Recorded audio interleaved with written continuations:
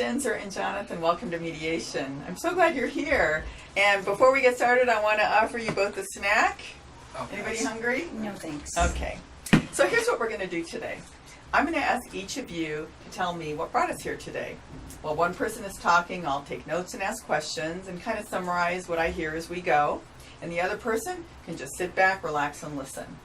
Then the other person has a turn, and I'll ask the same question and take notes and all that. And then at the end, I will summarize what I've heard from both of you and ask that you speak directly to each other to develop your plan to move forward. The only rules of mediation are only one person speaks at a time, no interruptions, no put downs, and there's 4 principles of mediation. One is that I'm impartial as your mediator, which means I don't take sides. This meeting is confidential. It is voluntary. And the last principle is called self-determination, which means that what you choose to bring up and talk about is totally up to you. Any questions? Is everyone okay with that? Okay, great.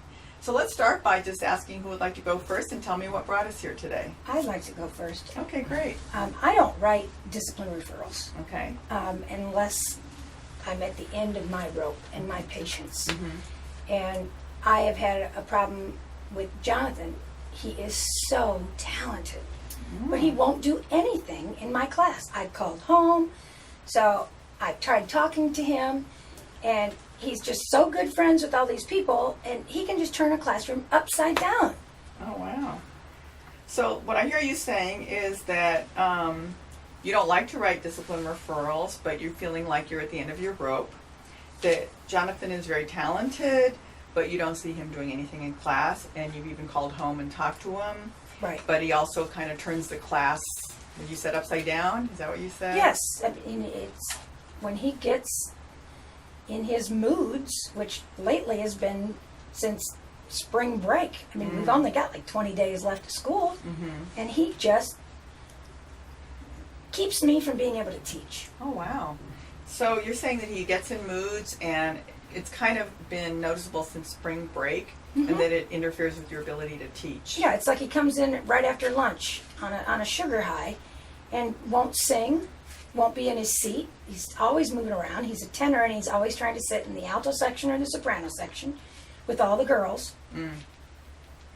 Okay, so before we go further, what class is this? It's choir. Okay, and what period is it?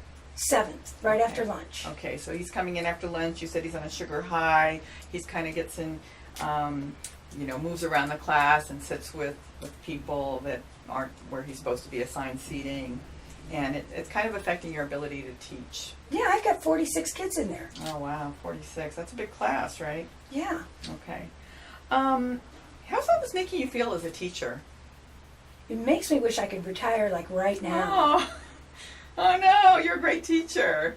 I don't feel like it. I mean, if you got a great singer and he doesn't want anything to do with choir, I mean, how would you feel? So it really has a big impact on you, and it makes you feel like you almost want to retire. Yeah. I see the level of emotion on your face. This really means a lot to you. Really hits you hard. I can see that on your face. Okay. Well, thank you for being here, because being able to talk in this setting, it takes courage. It's not easy to have these kinds of conversations. And is there anything else you want to say about Jonathan? And particularly I want to hear about things maybe before spring break. Like, what are some of the strengths and some of the things you observed that you that were positive? I was so excited to get Jonathan. Oh. Because he's the second child in the family. Oh. And when I had his brother in class, I always thought he was, just wonderful. And his mom said to me, "You wait till you get my baby." And so I've been looking forward to this kid coming into my class for a couple of years. And when he got there in the fall, he even had a solo on the first concert. Wow. And he went to all district and made it, as a freshman. It's a big deal. And he was always on time and sitting in the right spot, and he was just the ideal student. And it's like, I don't know what I did. Or what something happened that... Okay. So something happened. So what you're describing is that you were really excited to get Jonathan in class, that you knew the family, you knew his older brother, his mom had even said, wait till you meet my baby, Yeah. and that when he came in, he immediately had a solo and he did a great job and made it to all district. Yeah, and he is so popular. I mean, it's not like he's really popular. somebody who's in choir that nobody pays attention to. So his friends in class, his classmates really like him. His classmates all like him, and he just, for some reason, seems to be out to get me. Oh. You know, he wants to turn my class upside down. He won't even, sometimes if he's not sitting with the girls, he goes over and sits at my computer. So you're describing that he really was an ideal student Ideal before student, this happened. and then, but something like after happened. spring break, he just Okay. changed. Okay. So that up until spring break, he was like an ideal student and doing really well with singing, Yep. very popular among his classmates. Yep. But something shifted, and you're not really clear what it is. It sounds like you don't know what happened. No, but I would like to know. Okay. Anything else you'd like to say before I turn it over to Jonathan? I hope that with this mediation, Mm-hmm. he can enlighten me and tell me, what's wrong, because I can't do anything about anything that isn't brought to my attention. Okay. So you want to be enlightened and find out what's wrong. So Right. then you can do something about it if you can. Yeah, Okay. and if not, I'd rather have him drop the class next semester. Okay. So I'm going to summarize what I've heard you say, Ms. Denzer, that you started off by saying that you don't like writing discipline referrals, but you really felt that you're at the end of your rope. You described Jonathan as highly talented, a great singer. You were really looking forward to him coming to your class. You'd had his brother. You'd even spoken to the mom about her baby. And when he came, he already had a solo. He made it to district. He was extremely popular with his classmates and an ideal student. And that something happened around spring break and things shifted in a direction that has caused you a lot of frustration, to the point where you said the whole class has been turned upside down, that he stopped doing work, that he doesn't stay in his seat, and you've even called home and that hasn't really made a big change. And that you're here really to find out, kind of what happened, or if there's anything you can do to make things better. And if not, it's okay for him to not continue with choir. Right. Okay. Point of the mediation, I just Could first. we go ahead and have a snack? I mean, it's like bothering Of my course, stomach. here you go. Thank you. Jonathan, I'm going to ask you to talk from your perspective, but before you do, I just want to thank you both for being here and for being willing to be in a meeting like this. I think it really does help clear the air, but it's not easy and kind of brings people out of their comfort zone, so I do appreciate it. So, Jonathan, let's talk from your perspective of what brought us here. Well, I'm in Miss Denzer's 7th hour, Mm-hmm. and it's just really boring, so I don't really like to do anything in that class. Oh, so you're saying it's boring and you don't like to do anything in that class, 7th hour. I'd rather do something else with my time. Oh, okay. This class is 7th period choir, and just out of curiosity, do you like to sing? Do you like choir? What's your feeling about singing? I've sang in my church since I was young, but that's Okay. about it. Okay, so you sing in your church. When we heard Miss Denzer talking, she said that there was kind of a shift, that in the beginning part of the year you were really, participating in solos, you did really well, getting along with the class and doing the work, and that something kind of shifted. And is that your perception too, that something kind of shifted around spring break? No, I mean, I guess you could say I was more excited for high school first semester, but now it's boring. I do Oh. the same thing every day, so And you're a freshman, right? yeah. So it kind of like, sometimes they call that a honeymoon period, kind of like when you first got to high school, you were really kind of participating in everything, but then it kind of shifted for you, that you found it boring. Yeah. I want to talk about kind of sometimes when a shift happens, I want to explore more about the good times before things got bad, so to speak. And what were your feelings about the class kind of when it was feeling good and you were participating? I mean, it was fun because I had all my friends in there, Mm-hmm. and there's a lot of girls, so it's Okay. fun. So you had fun in the class. Yeah. I want you to tell me something that you appreciated about Miss Denzer as a teacher. She always has snacks for us if, like, we're feeling hungry, Mm-hmm. or, like, if we need anything, she'll give it to us. Okay. I wonder how you were feeling about, kind of the way things have turned out in the class, kind of moving forward. You got a DR. What is your feeling right now about kind of where things are at? I mean, it's kind of stupid because I'm not the only one that does bad things in the class. Oh. So, and, like, I would do more, but we sing, like, stupid classical songs all the time. So. Oh. So I heard you kind of say two things. One is that you feel like other people do things that you get in trouble for. Is that correct? Yeah. Okay. And then you also said something about the songs that are Yeah, classical. The music is pretty boring. Okay.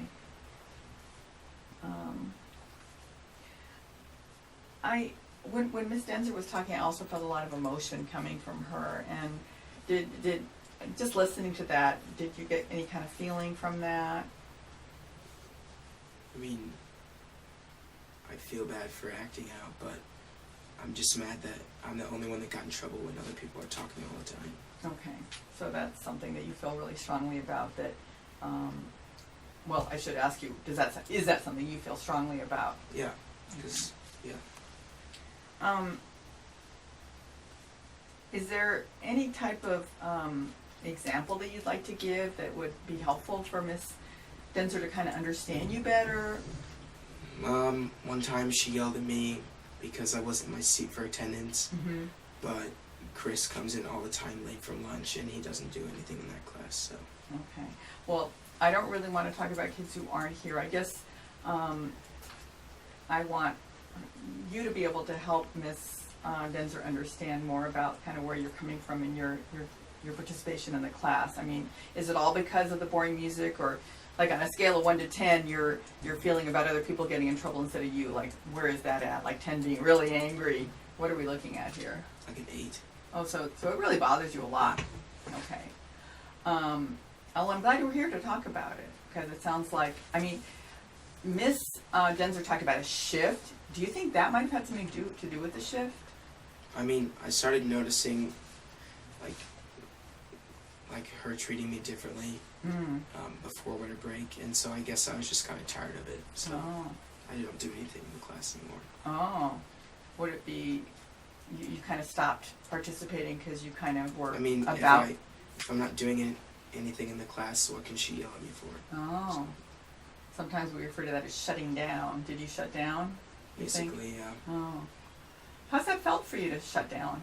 I mean, I have the upper hand. She can't do anything. So. Oh.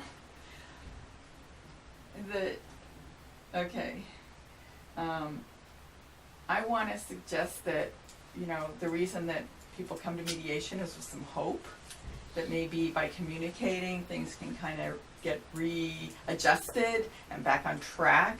Do you think there's hope for this relationship to get back on track, and you kind of to explain your feelings so that you and Miss Denzer can understand each other better? And I mean, maybe, like, if she was nicer to me or we did more fun stuff in class. what does being nice to you look like? I know, for a lot of different students, maybe they think different things are nice. What would be nice from Miss Denzer for you? What would that look like? Treating me the same as others and not just yelling at me. Okay. So not yelling at you, treating you the same as others. If there was ever a time that maybe your behavior did need to be redirected, like let's say you were talking with some kids and out of your seat, what would be the best way for Miss Denzer to kind of get you back to where you need to be? Pull me aside and help me focus and embarrassing me in front of the class. Okay, well, that's good feedback. So you want her to kind of come up to you and have a private conversation instead of just, calling out your name or something? Okay. So pulling you aside. Okay, that's helpful feedback. What else do you think would help kind of reboot this relationship and get it back on track? Maybe if I was nicer, I don't know. If you were nicer? Yeah. Tell me more. I mean, I don't really help in that class anymore. Oh. So, So you think that's really insightful. So you're saying if you were nicer, you would feel better because you'd know you were kind of participating again. Is that what Yeah. I'm hearing? Oh, that's really sweet. So, do you think anything more like about the music itself?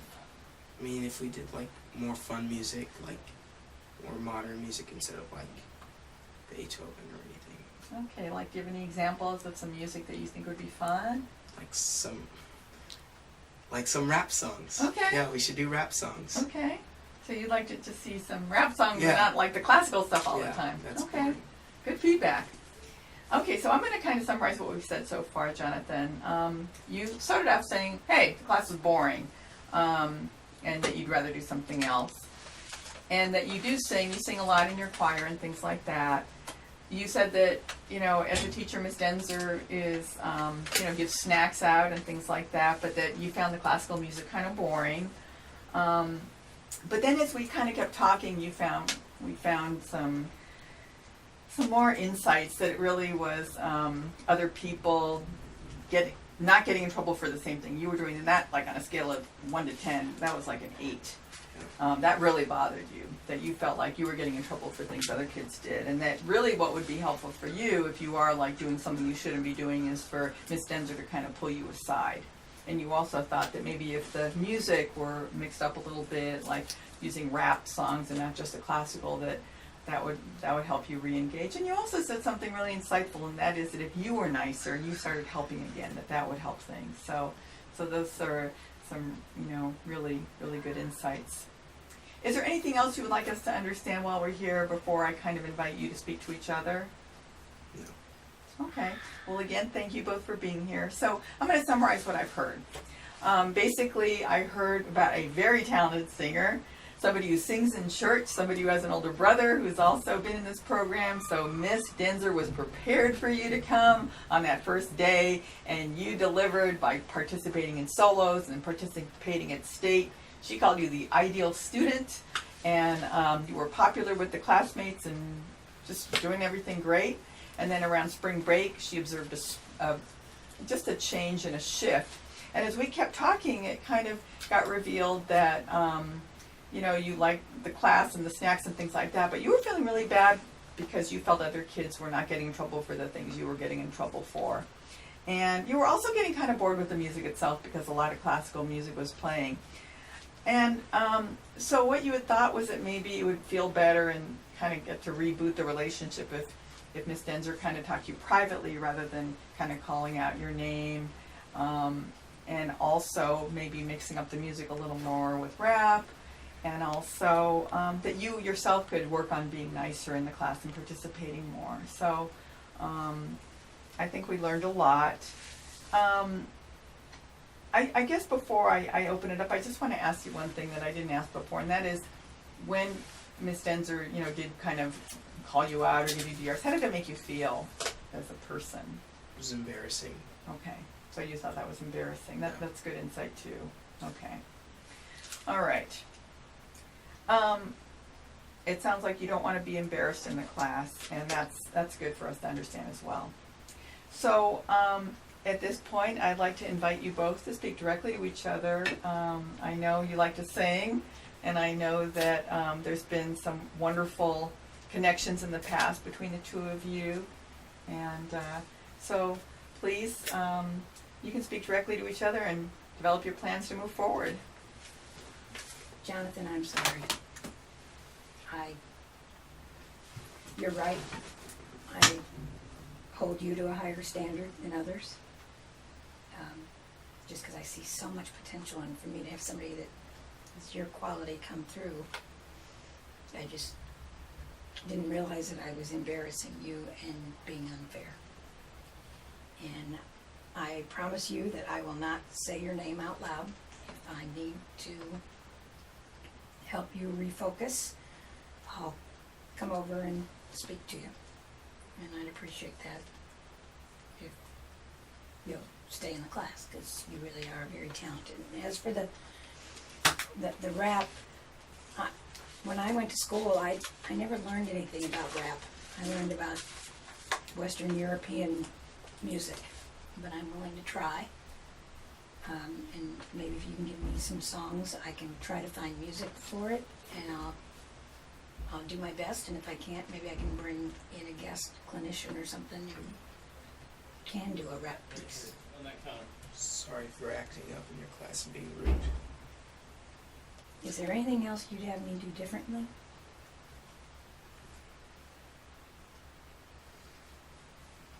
No. Are you sure? Because, I Just- can't fix what I don't know about. Just like treat me the same as everyone else. Okay. All right. I apologize, and I hope that tomorrow when you come into class, we can start over. Okay. Thanks. I'm just kind of really moved by the fact that you both apologize, because at no point in this mediation do I require apologies or make people say they're sorry or things. So when it happens, Well, I it's was really just from the aggravated. heart. I was just aggravated. Yeah. Teachers are human too. hmm But I think it was really big of both of you to, kind of express regret and make an apology to each other, and it shows you care. So sometimes I take notes on the plans people make, and all I've really heard is that you will definitely come over to... I would like him to be in his seat when the bell rings. Oh, okay. What do you think Is that about that, okay? Jonathan? Yeah, that's fine.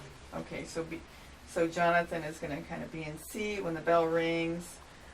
If you have to redirect Jonathan, you'll come over to him personally and not Right. call out I won't his say his name. name. Okay. No. And it sounds like you want to be treated like everyone else. Okay. Well, thank you both so much for being here. I'm going to take notes and type up what the plans are and just send them to you. And if you'd Okay. be, willing to make a copy for Jonathan, then you both kind of have a reference point for what the plans you made today. Thank you for the snack. I missed lunch today. It was Aw, busy. yeah. You're very welcome, and thanks again for being here today. Thanks. Okay. Bye.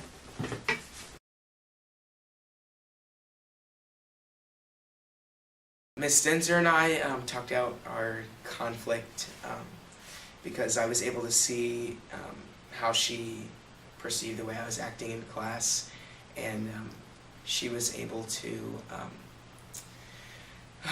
hear what I was going through and why I didn't think that she was treating me right, and like having the mediator helped see the other side, and so having someone impartial helps see the other side, and you really get a lot of insight, especially from teachers, because if you have a student do it or a teacher do it, they tend to take the other student or the other teacher's side. So having the psychologist be impartial is really good to have.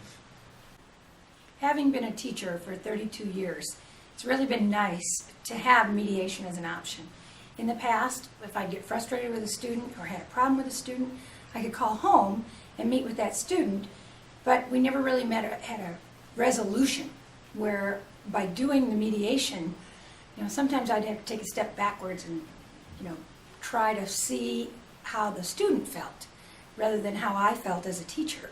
And I found that putting you both in the same room with a party that doesn't take sides is helpful. I was afraid the first time I did it, and now it's my go-to. I've probably done over 50 of these over the years, and I can't recommend them enough for the teachers, so long as they're put in a safe space with someone who's trained in how to do it. I wouldn't recommend just jumping into it by yourself and say, oh, let's just take this person.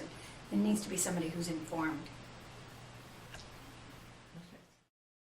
George and Andrew, welcome to Mediation. Thanks for being here. I'm so glad you're here, and I want to tell you what we're going to do today. I'm going to ask each of you to speak only to me and tell me what brought us here. While one person is talking, wait, hold on a minute. George, you look like you're not very happy to be here. Are you sure this is okay? I'll tell you more about what mediation is in a minute, but are you okay with being here? Yeah, fine, whatever. Are you okay with being here? Okay. Here's what we're going to do. I'm going to ask each of you to speak only to me at first and tell me what brought us here. While one person is talking, the other person can just sit back, relax, and listen. And I will take notes and ask questions. And just that alone is really helpful because you pick up a lot of information you might not have known before. And then the other person does the exact same thing. They tell me what brought us here, I take notes, I ask questions, and then I kind of summarize what I've been hearing. at the end, if you choose, I'll ask you to speak directly to each other and kind of develop your plans to move forward. Okay? The only rules to mediation are only one person speaks at a time. There's no interrupting and no put downs. And I want to tell you this, there's kind of no body language of like, I want you to kind of refrain from expressing things through body language that might be distracting to the other person. My role as a mediator is impartial, which means I don't take sides. This meeting is confidential. It's voluntary. And what you choose to bring up and talk about is up to you, and that's called self-determination. Does that sound okay to both of you? Okay, great. So who would like to go first and tell me what brought us here today?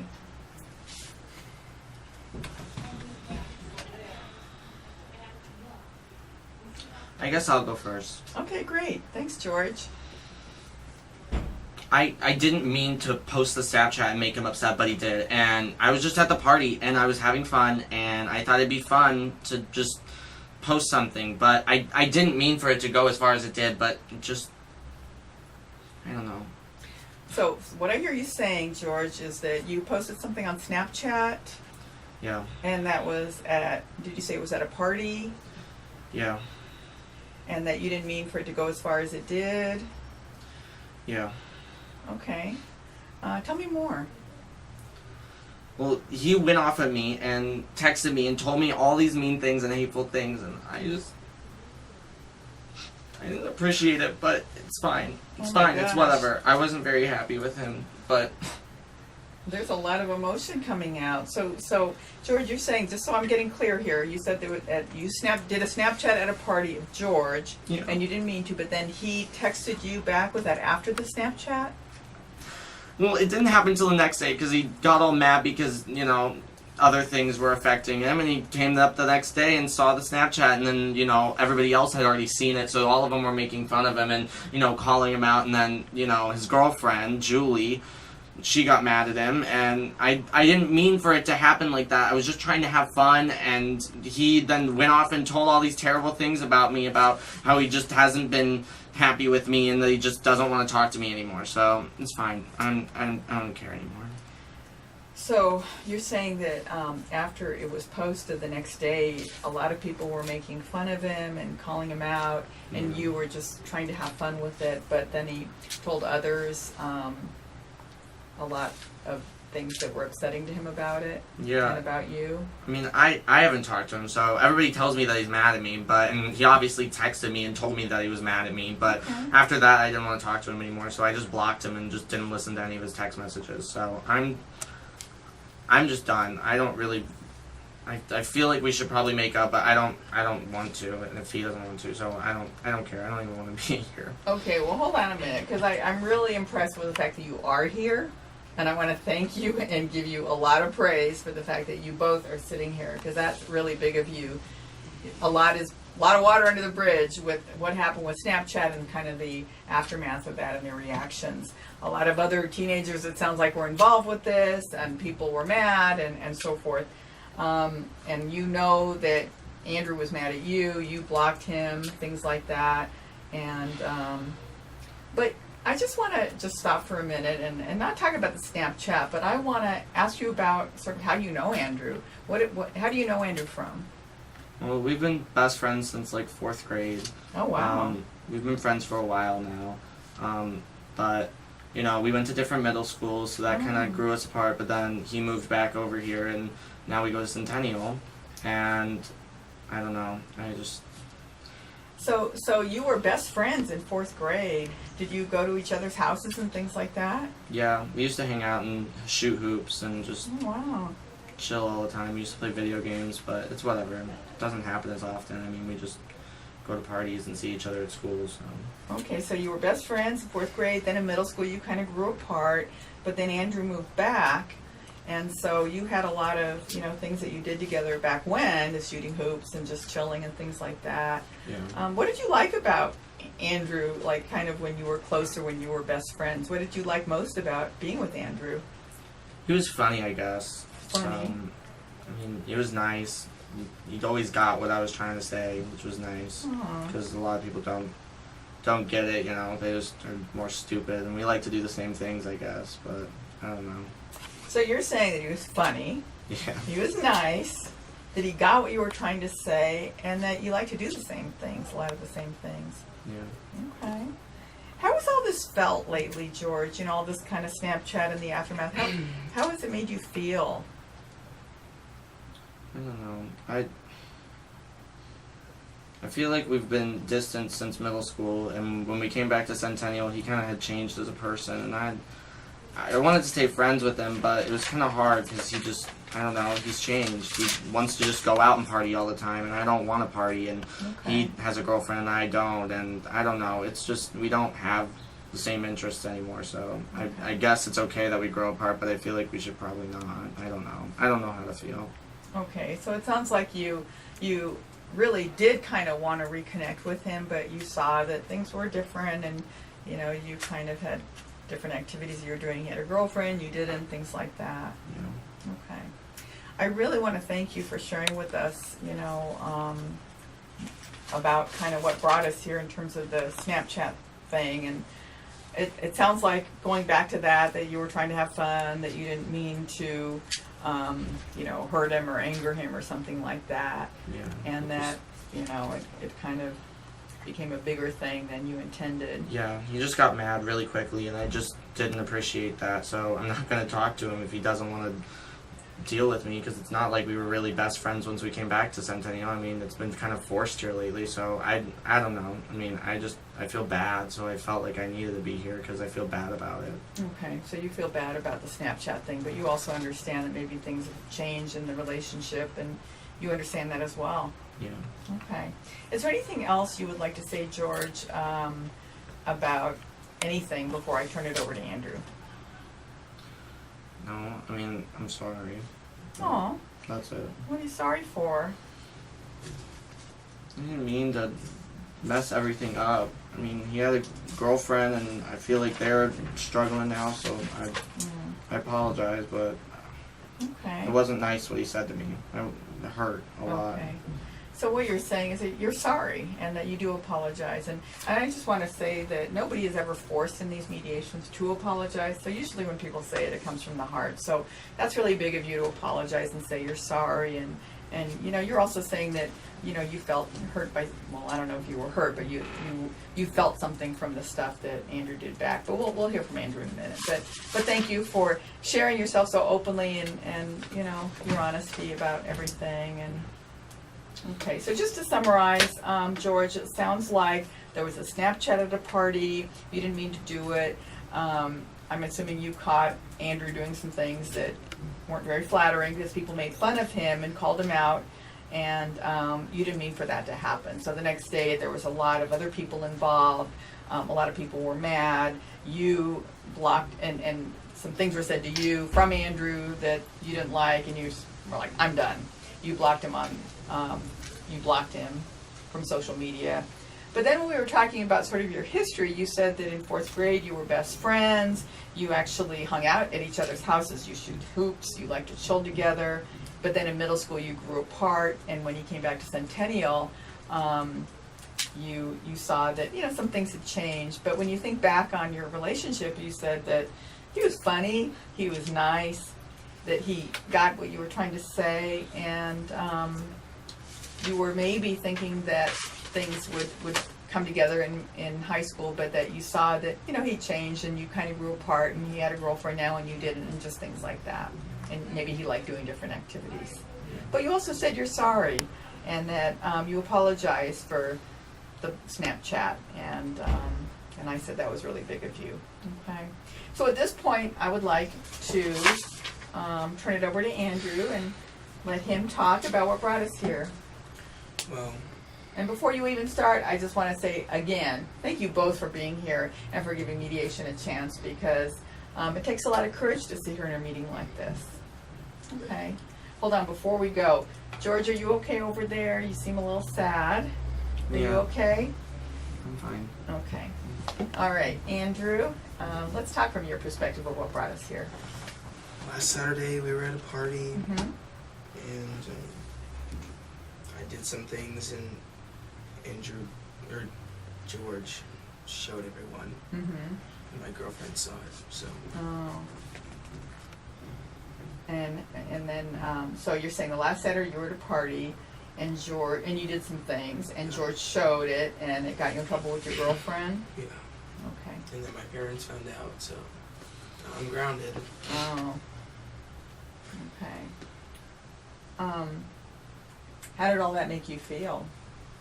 Well, I mean, when I came back here, like, we weren't really friends, but I still knew him, so I would see him in the hallway and, like, say hi, but it was still, like, stupid what he did.